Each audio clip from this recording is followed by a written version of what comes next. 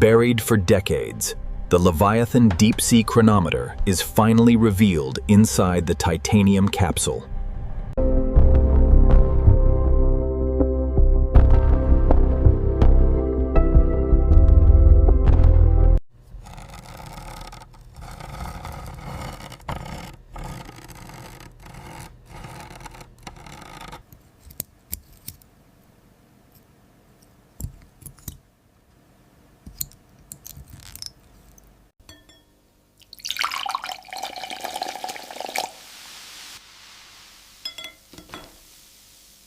We remove the remaining corrosion from the gears and bridges.